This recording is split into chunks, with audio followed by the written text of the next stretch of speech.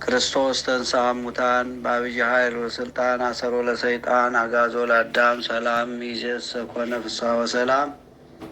የተከበራችሁ የተወደዳችሁ የእግዚአብሔር ቤተሰቦች የእናታችን የእመቤታችን የቅድስተ ቅዱሳን የንጽሕተ ንጹሐን የድንግል ማርያም የቃል ኪዳን ልጆች እንደምን ሰነበታችሁ? እንደምን አደራችሁ? እንደምን አረፈዳችሁ? ልዑል እግዚአብሔር የአባቶቻችን አምላክ ፈጣሪያችን ስሙ ለዘላለሙ የተመሰገነ ይሁን። በድጋሚ እንኳን ለጌታችን ለመድኃኒታችን ለኢየሱስ ክርስቶስ ብርሃነ ትንሣኤው በሰላም በጤና በሕይወት ጠብቆ አደረሳችሁ። ሐሙስ ዛሬ ደግሞ አዳም ይባላል። ለአዳም አባታችን እንግዲህ ቃል በገባው መሰረት የሰጠውን ቃል ኪዳን እሱ ደግሞ ሰው ሆኖ መፈጸሙን የሚያሳይ ነው። ለአዳም እንግዲህ በመጀመሪያ ተስፋ ነው የሰጠው። እግዚአብሔር ተስፋ ሰጥቶታል። ተስፋ ነው፣ ተስፋ ድህነት። ስለዚህ ይህንን ዛሬ እናያለን። እንደዚሁም የእመቤታችን የወላዲት አምላክ እንግዲህ ለአዳም በገባው ቃል መሰረት እመቤታችን ደግሞ የእነሱ ውጤት ናት። የነ አዳም የነቢያት በአጠቃላይ የእነሱ እንባ ናት እመቤታችን። የቅዱስ ኢያቄምና የቅድስት ሐና ልመና ብቻ አይደለም፣ የነቢያት ጭምር ልቅሷቸውን፣ ሐዘናቸውን፣ ልመናቸውን ሰምቶ እመቤታችን የነሱ የጸሎታቸው የልመናቸው የሱባያቸው ውጤት ናት። ስለዚህ እመቤታችንንም ዓመታዊ በዓል ለእመቤታችን ለብርሃነ ልደቷ በሰላም አደረሳችሁ። እሱንም እናያለን። መጀመሪያ የአዳም የሚለውን መጀመሪያ እንመለከታለን ማለት ነው። እግዚአብሔር አምላካችን እንዲያስተምረን፣ እንዲመክረን፣ እንዲገስጸን የእሱ መልካም ፈቃድ ይሆንልን። ሐሙስ አዳም ሐሙስ ይባላል። አዳም ሐሙስ ወይም ሐሙስ አዳም ተብሎ ይጠራል። ይህ ዕለት የአዳም ተስፋ የተፈጸመለትን ምስጢር የምናስብበትና የምንዘክርበት ዕለት ነው። ይህ ዕለት የአዳም ተስፋ የተፈጸመለትን ምስጢር የምናስብበትና የምንዘክርበት ዕለት ነው። ይኸውም በሐሙስ ዕለት ወበመንፈቃ ለዕለት እትወለድ እምወለተ ወለትከ ወድግ ውስተ መርህብከ ወእትቤዘወከ በመስቀልየ ወበሞትየ 5500 ዘመን ሲፈጸም ከልጅ ልጅ ተወልጄ ተሰቅዬ አድናለሁ ብሎ በገባለት ቃል ኪዳን መሰረት ከሰዓቱ 1 ሰዓት፣ ከዕለቱ 1 ዕለት፣ ከወሩ 1 ወር፣ ከዓመቱ 1 ዓመት ሳያዛንፍ ሳያተርፍ ሳይቀንስ ሳይጨምር ሰው ሆኖ በጽኑ ቀጠሮ መጥቶ ማዳኑን ለማሰብ ነው። ክብር ምስጋና ይግባው። አምላካችን በዚህ ሁኔታ ነው እንግዲህ ወደዚህ ዓለም የመጣ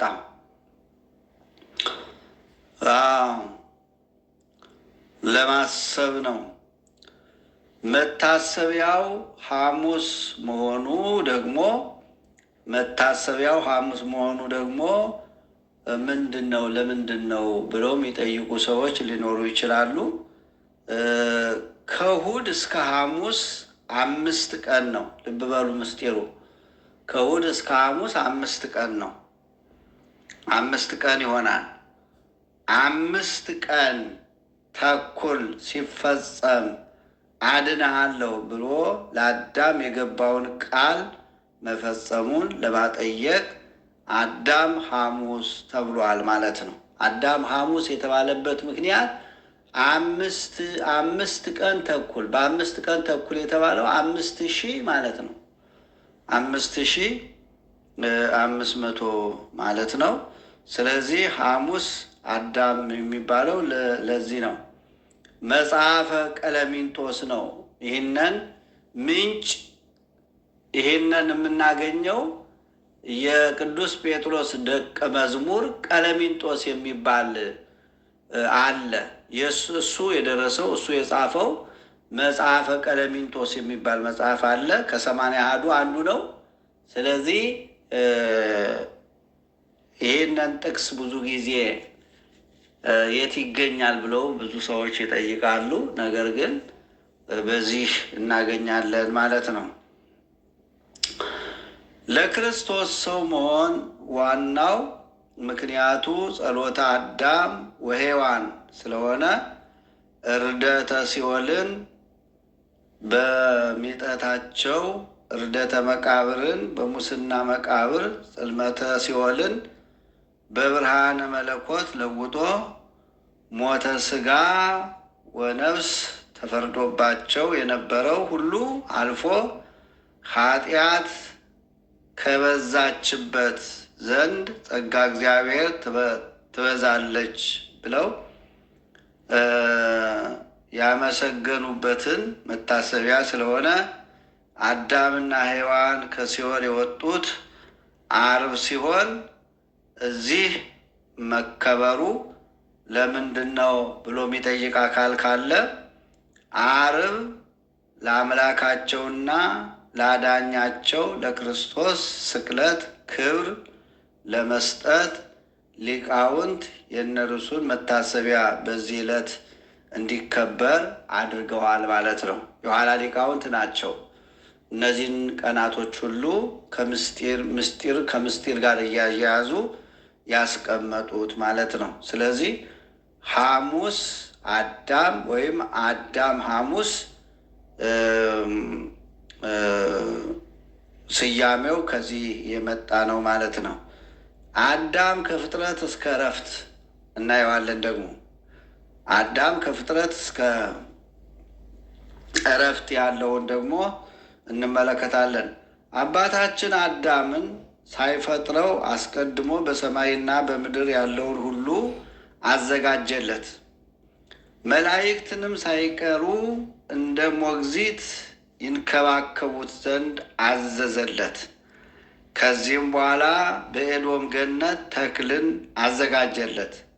እርሱም የፍሬው ጣዕም በየራሱ ልዩ ነው። የሚያሻውን ሁሉ አከናውኖ እነሆ ከምድር መካከል ወይም ከጎልጎታ አፈር አንስቶ በ3 ሰዓት እርሱን ፈጠረው። ከ4 ባህርያቲሁም ውሃ፣ እሳት፣ ነፋስና መሬት ነው። በአርአያውና በአምሳሉ ራሱን አስመስሎ ፈጠረው። ማን አስመስሎ? እግዚአብሔርን ማለት። በፊቱም እፍ ብሎ የሕይወት መንፈስን አሳድሮ የሚናገርና የሚያስተውል የሚያቅ የሚራቀቅ አደረገው። የብርሃን ልብስ አልብሶ ንጉሥ፣ ነቢይ፣ ካህንና አስተዳዳሪ አድርጎ በፈጠረው ፍጥረት ሁሉ ላይ ሹሞታል አዳምን። ከዚህም በኋላ አይቶ ስማቸውን ይሰይም ዘንድ አራዊትን፣ እንስሳትን፣ የሰማይ ወፎችን ሁሉ ወደ እርሱ አመጣለት እግዚአብሔር። አዳምም መንፈስ ቅዱስ እንዳናገረው ለሁሉም ስም አወጣላቸው። ከዚህም በኋላ በአዳም ላይ እንቅልፍን አመጣበትና አንቀላፋ።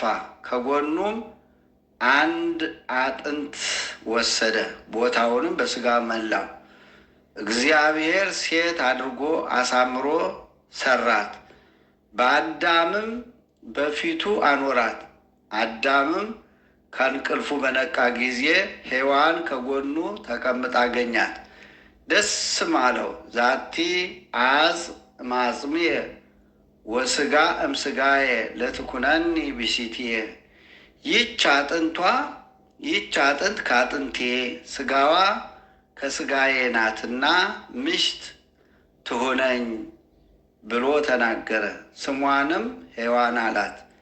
አዳምም በጎልጎታ ቁሞ የፈጣሪውን ቃል እየሰማ ሳለ አዳምንና ሔዋንን ስላከበራቸው መላእክት በየነገዳቸው እግዚአብሔርን እያመሰገኑ በደመና ወስዶ በኤዶም ገነት አኖራቸው። እግዚአብሔርም አዳምንና ሔዋንን በገነት ካለው ተክል ሁሉ ብሉ፣ ግን ከገነት መካከል ዕፀ በለስን አትብሉ፣ ከእርሱ በበላችሁ ቀን ሞትን ትሞታላችሁ አላቸው። አዳምም ገነትን እያረሰና እየቆፈረ ከፍሬዋም እየተመገበ ከመላእክት ጋር እያመሰገነ 7 ዓመት ኖረ።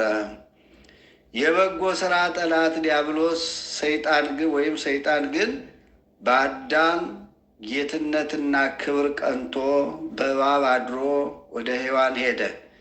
ያንን ዕፀ በለስንም ትበላ ዘንድ አታለላት። አምላክ የመሆንንም ተስፋ አሳደረባትና አሳታት። ያንን ዕፀ በለስንም ባየችው ጊዜ አማራት፣ በልታ ለባሏም አበላችው። ያን ጊዜ የብርሃን ልብሳቸው ከላያቸው ተገፈፈ። ተባርከው ተረገሙ፣ ተሰጥተው ተቀሙ፣ ተከብረው ተዋረዱ፣ ተጠቅመው ተጎዱ፣ ያለ ሥራ ጸድቀው ተኮነኑ፣ ተደስተው አዘኑ፣ ሁሉን አግኝተው ሁሉን አጡ፣ ለብሰው ተራቆቱ፣ ተሹመው ተሻሩ፣ ከገነት ተባረሩ፣ በሞተ ሥጋ ሞተ ነፍስን በርደተ መቃብር ርደተ ሲኦል ተፈረደባቸው። እነርሱም ራቁታቸውን እንደሆኑ አውቀው በበለስ ቅጠል ኀፍረተ ሥጋቸውን ሸፈኑ። እግዚአብሔርም ስህተታቸውን አውቆ አስቀድሞ እባብን ረገመ። በእርሷና በሴቲቱ ዘር መካከል ጠላትነትን አጸና። በሔዋንም ላይ በጣር በጋር ውለጂ፣ ወልደሽም መመለሻሽ ወደ ባልሽ ይሁን፣ እርሱም ይግዛሽ ብሎ ፈረደባት። አዳምንም ስለ አንተ ምድር የተረገመች ትሁን፣ ጥረህ ግረህ እንጀራህን ብላ፣ አንተ አፈር ነህና ወደ አፈርነትህ ትመለሳለህ አለው። እግዚአብሔርም የቁርበትን ልብስ አዘጋጅቶ አለበሳቸው። ከኤዶም ገነት አውጥቶ በገነት ጓሮ በደብረ ቅዱስ አኖራቸው። የገነትን ጣዕሟን ማዘዋን እያሰቡ በሐዘን ላይ ሐዘን በመከራ ላይ መከራ እየጨመሩ እንዲጸጸቱ ብሎ ነው። አንድም ከዚህ ያኖረን ሊመልሰን ይሆናል ብለው ተስፋ እንዳይቆርጡ ነው። አዳምና ሔዋን ብርሃናዊ መንግሥታቸውን ተነጥቀው ክብራቸውን ተገፈው በኀፍረትና በፍርሃት ተውጠው መኖር ጀመሩ። የአዳም ማዕጠንት። አዳምም በማለዳ ፀሐይ ሲወጣ ነጭ ዕጣን፣ ቅንዓት፣ ሰሊሆት የሚባል ሽቱ ከሎሚ ውሃ ጋር ማዕጠንት አቀረበ። እግዚአብሔርም ጸሎተ ማዕጠንቱን ተቀበለለት፣ ደስም አለው። ሔዋንን በግብር አወቃት። እርሷም ቃየልን ከእህቱ ጋር ወለደችለት። ከእርሱም በኋላ አቤልን ከእህቱ ጋር ወለደች።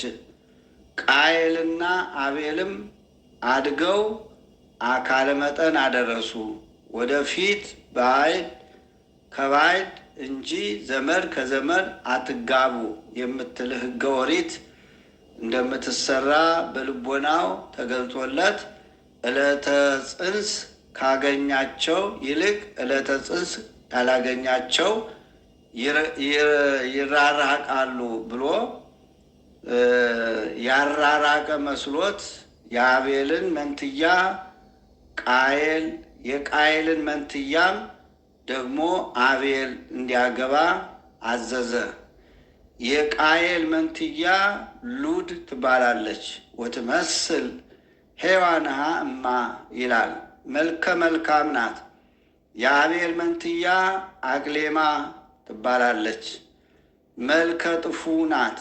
ቃየል ይህን ሰምቶ የኔን መልከ መልካም ለሌላ የሌላን ክፉ መልከ ጥፉ ለእኔ ምን ቢያገደው አይሆንም አለ።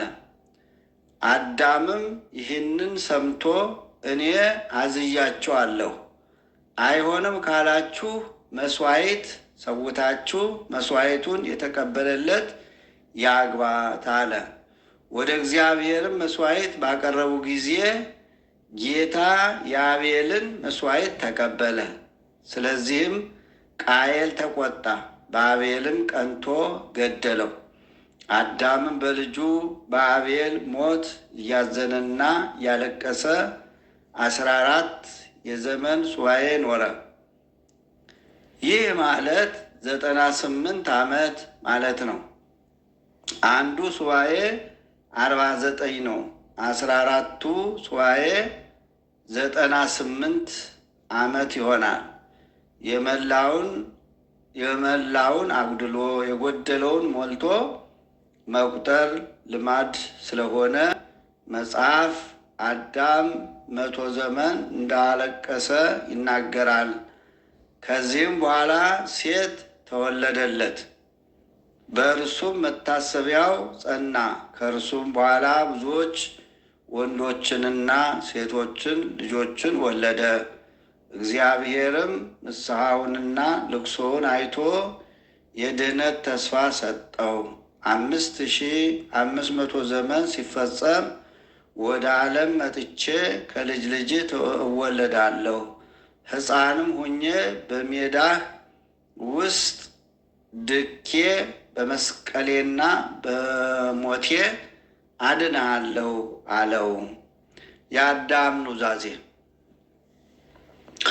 አዳምም የሚያርፍበት ሰዓት ባወቀ ጊዜ ልጁ ሴትን ጠርቶ ከመሞቴ በፊት ልጆችንና የልጅ ልጆችን ወደ እኔ አቅርባቸው አለው። የአባቱን ቃል ሰምቶ እንባው በጉንጩ ላይ እየፈሰሰ ወደ አዳምም አቀረባቸው። አዳምም ባያቸው ጊዜ ከእነርሱ ስለ መለየቱ አለቀሰ። እነርሱም ሲያለቅስ ባዩት ጊዜ ሁሉም በአንድነት ወደ እግዚአብሔር በግንባራቸው ተደፍተው አለቀሱለት። ምድር እንዴት ትሸፍንሃለች? ከዓይኖቻችንስ እንዴት ትሰወራለህ? አሉ። ከዚህም በኋላ አባታችን አዳም ሁሉንም ልጆች መረቃቸው። ልጁን ሴትን እንዲህ አለው፣ ይህች ዓለም ድካምና ችግርን የተመላች ናትና በእግዚአብሔር እየታመንክ እውነትንና ንጽሕናን ጠብቅ። ሰይጣን ወደሚያሳይህ ምትሃቱና ወደ ነገሩ አታዘንብል። በሞትኩ ጊዜም ሥጋዬን ወስዳችሁ ሰሊክ ሚያ በሚባል ሽቱ ገንዛችሁ በግምጃ ቤት አኑሩልኝ። በኋላ ዘመን የጥፋት ውሃ ይመጣል፣ ፍጥረት ሁሉ ይሰጥማል፣ ከ8 ነፍስ በቀር የሚቀር የለም። ልጄ ሆይ ለወገኖች ቋሚ ሆነህ እግዚአብሔርን በመፍራት ጠብቃቸው፣ የእውነት መንገድንም ምራቸው። ለሰይጣን እንዳይታዘዙና እንዳያጠፋቸው አደራ ጠብቃቸው። ልጆችህንና የልጅ ልጆችህን ከቃየል ልጆች ለያቸው። አንድ ይሆኑ ዘንድ ከቶ አትተዋቸው፣ ወደ ስራቸውና ወደ ጨዋታቸውም አይቅረቡ ብሎ መከረው። አዳም ኑዛዜ ከቀዳማዊ አዳም ለዳግማዊ አዳም የተበረከተ ወርቅ። አዳምም ሴትን ከመከረው በኋላ ከሥላሴ የተቀበለው ወርቅ ከርቤና ዕጣን ነበርና ለልጁ ለሴት ሰጠው። እንዲህም አለው፣ ይህንን ወርቅ ከርቤና ዕጣን ከልጆችህ ጋር አኑረው፣ ይጠብቁት ዘንድ አደራ ብለህ ስጣቸው። የጥፋት ውሃ በመጣ ጊዜ ወርቁን ከርቤውንና ዕጣኑን ከሥጋዬ ጋራ ወደ መርከብ ያስገቡት። ከዚያም በኋላ በምድር መካከል ያኑሩት። ከብዙ ዘመናት በኋላም ያችን ሀገር ይወሯታል። ወርቁን ከርቤውንና ዕጣኑን ከብዙ ምርኮ ጋር ወስደው በዚያ በክብር ይጠበቃል። በኋላ ዘመን የእግዚአብሔር ልጅ መጥቶ ከድንግል ይወለዳል። ያን ጊዜ የጥበብ ሰዎች ይህን ወርቁን ከርቤውንና ዕጣኑን እጅ መንሻ አድርገው ያመጡለታል ብሎታል። እርሱም መዝግቦ በዕቃ ቤት አኑሮታል። እንደተባለውም ከትውልድ ወደ ትውልድ ሲተላለፍ ኑሮ ከኖህ ደረሰ።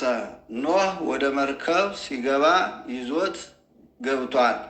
ከመርከብ ሲወጣ መሥዋዕት ሲሰዋበት ኑሮ ሲሞት ለልጁ ለሴም ባደራነት አስጠብቆታል። ከሴም ለመልከጼዴቅ ተሰጠ።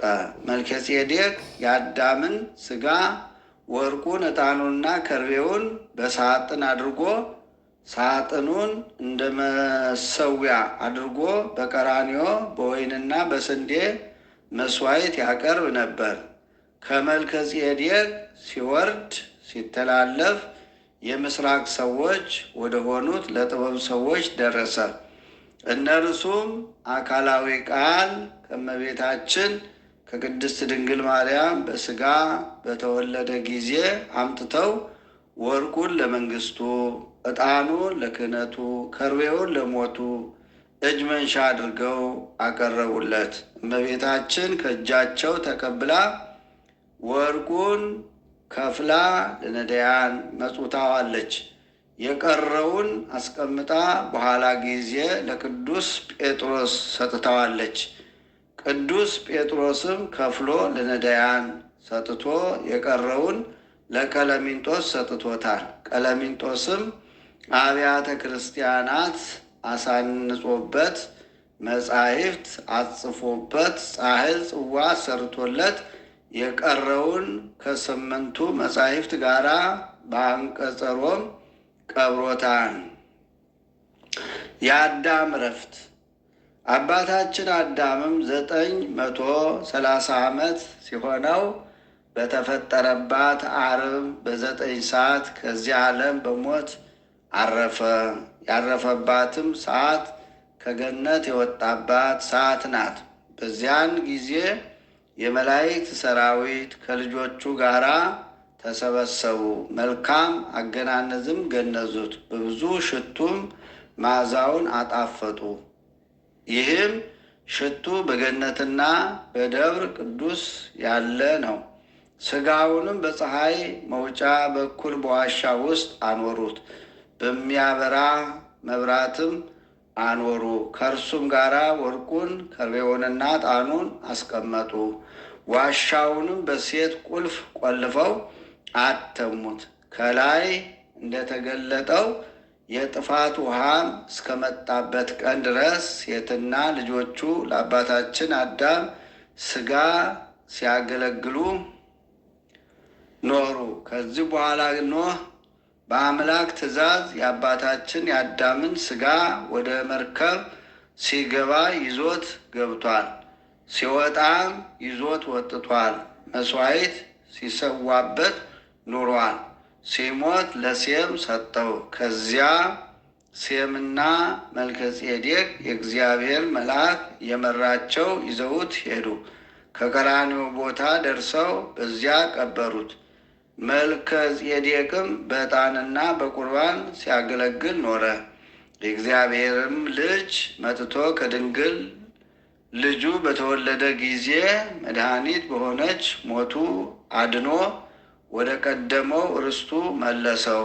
እርሱም ለከበሩ ድንጋዮች ለከበሩ ደጋጎች ነቢያት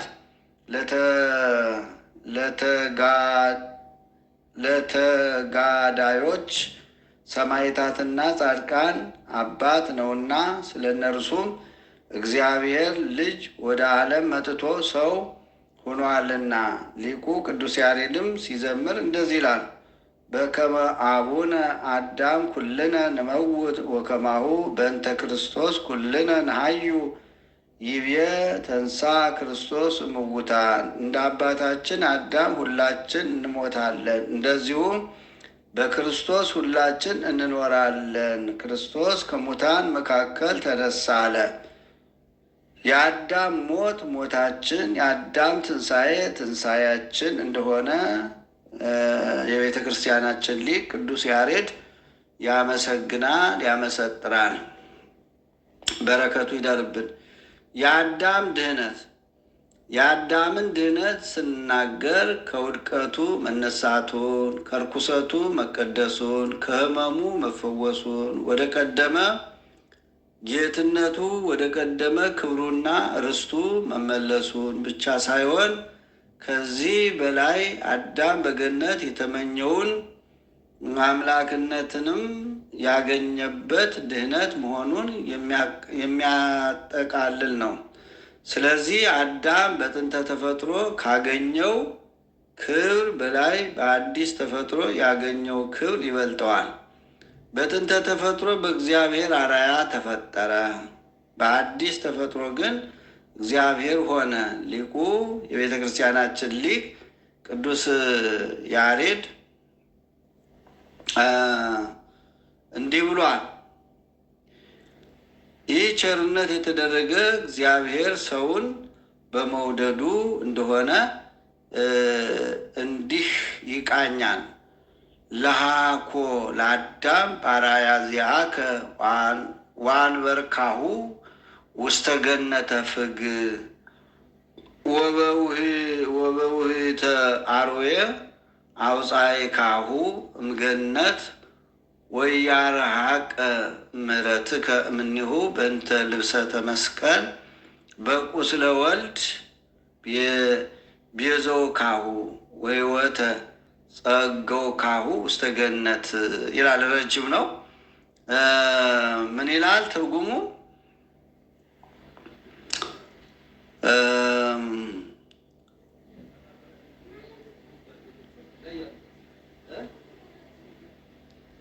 ገነት ከእርሱ ምሕረት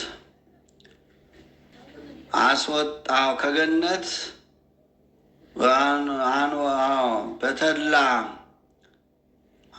አርአያ ነሳ አምሳ ፈጠርከው፣ በተላ በገነት ውስጥ አኖርከው፣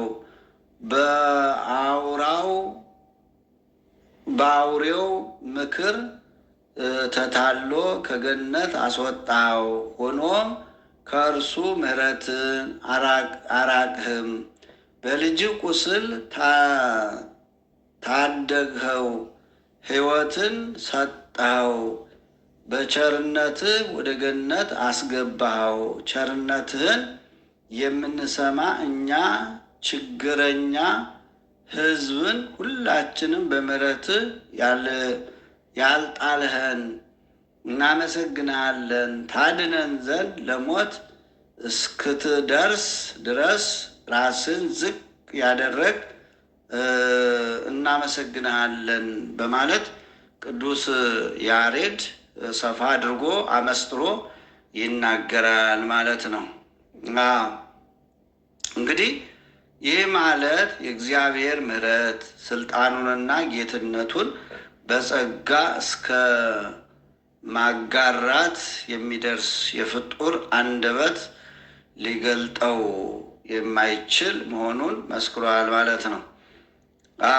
የጥበብ ምንጭ የሕይወት መንገድ ጥበብ ሰብአዊ ተፈጥሯችንን የምንተረጉምበት ተፈጥሮን የምናስታርቅበት የአእምሮ ሰነድ ነው። ጥበብ ከእግዚአብሔር ጋር መነጋገሪያ የነፍስ ልሳን ነው። ጥበብ ዛሬ ላይ ሆኖ ነገን ማየት ነው። ጥበብ ማለት ረቂቃን ነገሮችን የምናይበት አይነ ልቦና ነው። ጥበብ የውስጥ መነጽር ነው። ጥበብ ማለት እግዚአብሔርን ወደ መምሰል መሸጋገር ማለት ነው። የጥበብ ምንጭ እግዚአብሔር ነውና መፍቀሬ ጥበብ ሰሎሞን ጥበብ ማለት ክርስቶስ ነው ይለናል።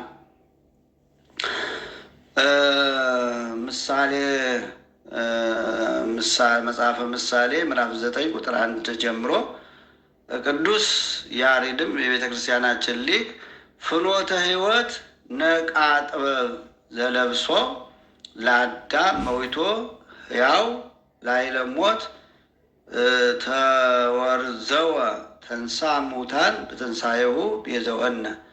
የሕይወት ጎዳና የጥበብ ምንጭ ሕያው ሳለ የአዳምን ሥጋ ለብሶ ሙቶ በሞት ላይ ጎለመሰ ወይም ከሙታን ተለይቶ ተነሳ በትንሣኤው አዳነን በማለት የጥበብ ምንጭ የሕይወት መንገድ ክርስቶስ እንደሆነ ይመሰክራል ማለት ነው። ክርስቶስም ጥበብ ምን እንደሆነ አስተምሮናል። በክርስቶስ አስተምሮ ጥበብ ማለት ተሰዶ የተሰደዱት መመለስ፣ ተገፎ የተገፈፉትን ማልበስ፣ ተገርፎ የተገረፉትን ማዳን፣ ተሰቅሎ የተሰቀሉትን መታደግ፣ ተበድሎ ለበደለኞች ይቅርታ ማድረግ፣ ክፉን በክፉ ሳይሆን ክፋትን በደግነት መመከት ማለት ነው። ወደ ሲኦል ወርዶ አዳምን ጠራው። የቤተ ክርስቲያናችን ሊቅ ቅዱስ ያሬድ አሁንም እግዚአብሔር ለሰው ልጅ የገለጠውን ገደብ የለሽ ፍቅሩን በዘመረበት ዝማሬው አዳም ከሲኦል እስራት ስለመፈታቱ ሲመሰክር እምድኅረ ተንሥአ እሙታን ወሪዶ ውስተ ሲኦል ወፀውኦ እግዚኡ ለአዳም ወይቤሎ ናጻ እምዝየ ምስለ ነፍሰ ጻድቃን እለተማይጡ ሀብዬ ተንሥኦ ሳሮ ለጣዖት ወሰይጣን ተአስረ ቢሲ ኃያል አምላክ አዳም ተንሳ። ከሙታን ከተነሳ በኋላ ጌታው ወደ ሲኦል ወርዶ አዳምን ጠራው። ወደ እኔ ከተመለሱ ከጻድቃን ነፍስ ጋር ከዚህ ና ውጣ አለው። ተነስቶ ጣዖትን ሻረው፣ ሰይጣን ታሰረ። ኃያል ሰው የአዳም አምላክ ተነሳ በማለት ይህንን ቅዱስ ያሬድ ያመሰጥራል።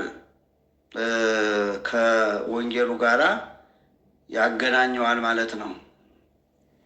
ሌላው በመቀጠል የሚታየው ስለ ክርስቶስ ፍቅር ሲመሰክር መፍቀሬ ሰብ ክርስቶስ ለሞት ወደ ሕይወት ስልጣን ብከ በትንሣኤከ እንዘ ንትሐመን ንግበር በዓለ በትስብእት ዮምሰ ወለነሰ ሰላምከ ይደልወነ። ለሞትና ለሕይወት ስልጣን ያለህ ሰውን ወዳጅ ክርስቶስ ወይ በትንሣኤህ ታምነን በደስታ በዓልን እናደርግ ዘንድ ዛሬ ለእኛ ሰላምህ ይገባናል ሲል አሁንም የቤተ ክርስቲያናችን ሊቅ ቅዱስ ያሬድ ይመሰክራል።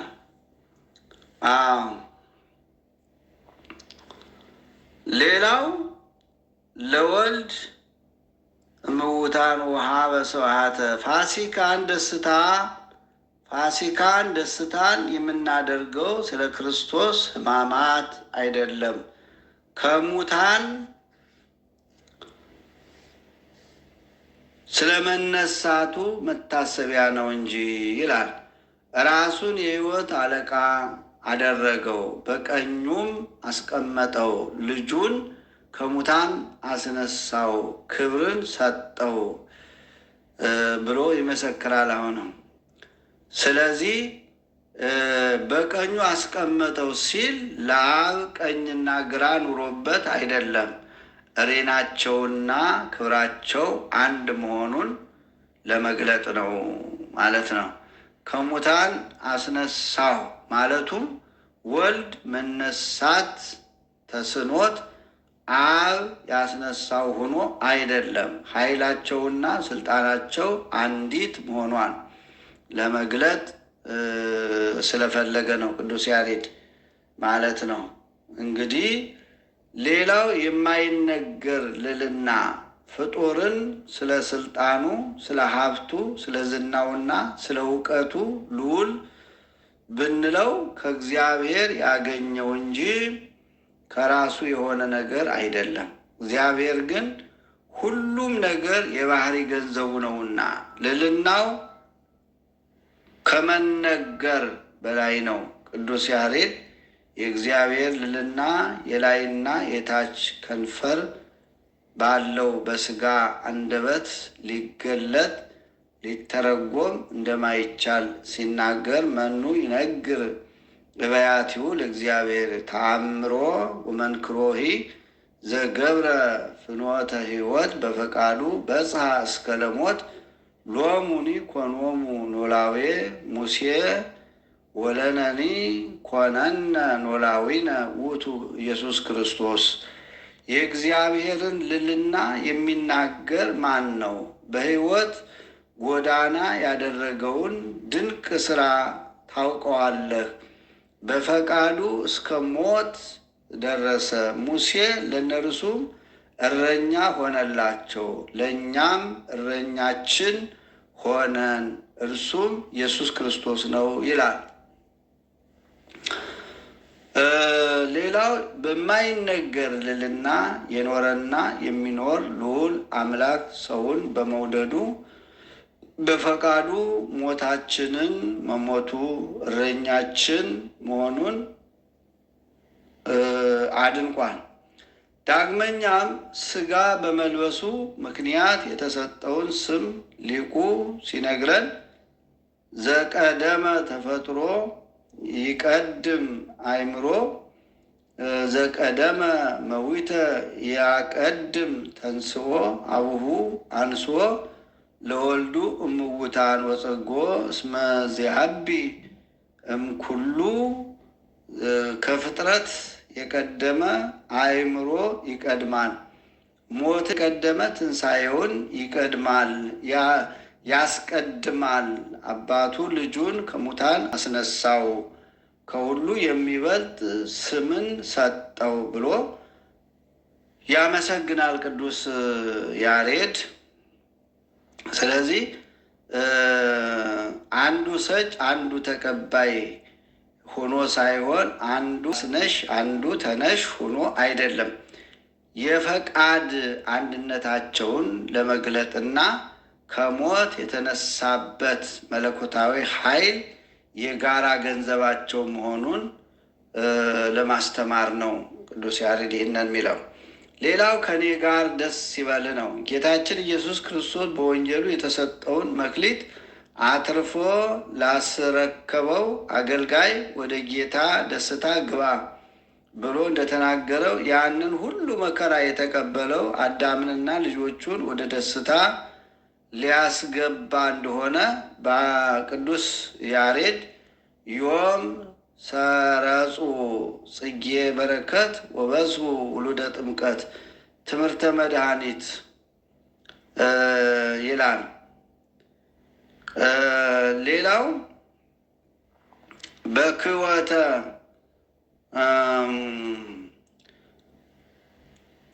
መላእክት ከመተንሱ እስመ እነሆ ዛሬ የበረከት ፍሬዎች በቀሉ፣ የጥምቀት ልጆችም በዙ። የመድኃኒት ምልክት በአሕዛብ መካከል ቆመ፣ ክርስቶስ በዕፀ መስቀሉ አድኖናልና ይላል። በደሙ ፈሳሽነት ዋጅቶናልና የሕይወት አገልጋይ በመካከላችን አለ። እግዚአብሔር ወልድ ከሙታን ተለይቶ እንደተነሳ መላእክት ይናገራሉ፣ ይመሰክራሉ። ዛሬ ተነስቷልና ዛሬ ሰማያት ይደሰታሉ፣ ምድር ትደሰታለች። ጌታው አዳምን ዛሬ ከኔ ጋር ደስ ይበልህ፣ በሞቴ አድኜሃለሁና ይለዋል ይላል ቅዱስ ያሬድ። ይህንን በሰፊው ይነግረናል። ሌላው እሳት በገለባ ፊት ይላል። ገለባ በእሳት ፊት ቢቆም የሚጎዳው ገለባው እንደሆነ ይታወቃል። ስለዚህ ገለባ በእሳት ፊት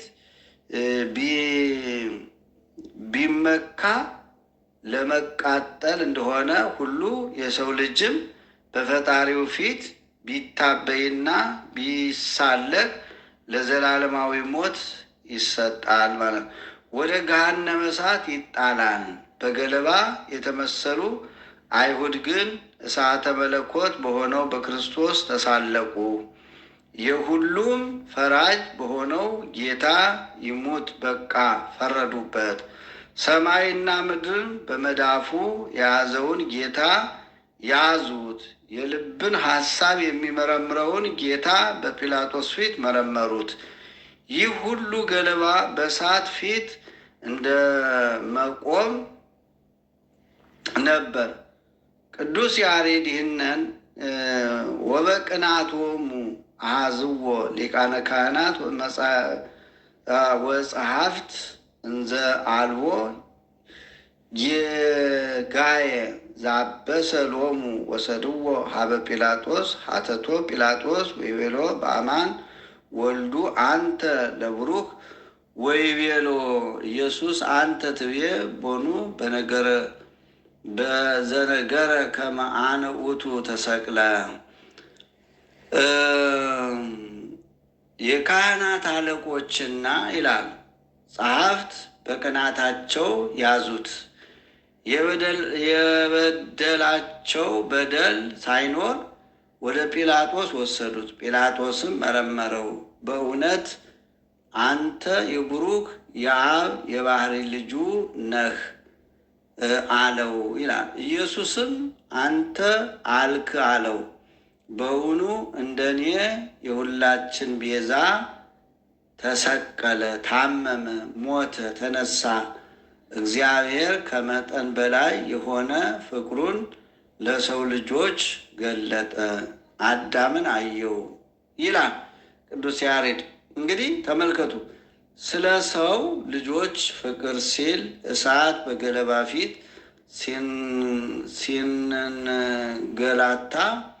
ሲንገላታ፣ አንበሳው በጥንቸል ግልገል ሲመታ፣ ነብር በዝንጀሮ ሲሰደድ ያስደንቃል። ይህን ትዕግስትና ትህትና ቅድስት ቤተ ክርስቲያን በዝማሬ እንዲህ ስትል ታደንቃለች። ታወስ መርዓት እንዘ ትብል ወልድ ሁየ ሰከብከ ወኖምከ ከመ አንበሳ ትንሣኤከ በአማን ቃልከ።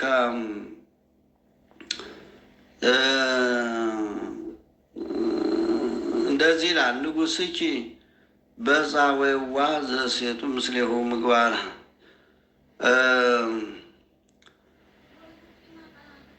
በግ የዋቅ ዘቀርጾ እሺ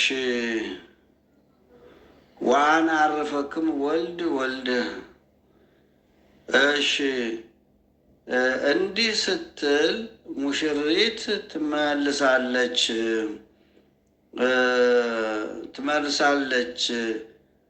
ትመልሳለች ተኛ አንቀላፋህ፣ እንዳንበሳ ተነሳ። በእውነት ቃልህ ያማረ ነው። ነቢያትን ነፍሴን የወደደችውን ጌታ ካያችሁት እስኪ ንገሩኝ አለቻቸው። ኢሳይያስ የጽዮን ልጅ ሆይ ደስ ይበልሽ፣ የኢየሩሳሌም ልጅ ሆይ ደስ ይበልሽ፣ ከኤዶም የሚወጣ የሚያስመካ ነው። በጎነትን የሚጎናጸፍ ሥጋን የለበሰ እርሱም በሚሸልቱት ፊት እንደሚቆም የዋህ በግ በመከራው አፉን ያልከፈተም ከዛሬ ጀምሮ እናንተ ሸክማችሁ የከበደ ወደ እኔ ኑ እኔ አሳርፋችኋለሁ ያለን ንጉሥሽ ጻድቅና የዋህ ነው። ዋጋው ከእርሱ ጋር ስራውም በፊቱ የሆነ ወደ አንቺ ይመጣልና ደስ ይበልሽ በማለት ሊቁ የቤተ ክርስቲያናችን ሊቅ የቤተ ክርስቲያንን አድናቆት ይነግረናል ማለት ነው። ስለዚህ ዛሬ እንግዲህ የአዳምን ገድል ነው፣ የአዳምን ተጋድሎ፣ የአዳምን ገድለ አዳም ይባላል። ይሄ ገድለ አዳም ይባላል። ይህንን ነው ያየነው። ቀጥለን ደግሞ የእመቤታችንን የልደት በዓል እንመለከታለን። አምላካችን ልዑል እግዚአብሔር ከሁላችን ጋር ይሁን፣ አሜን።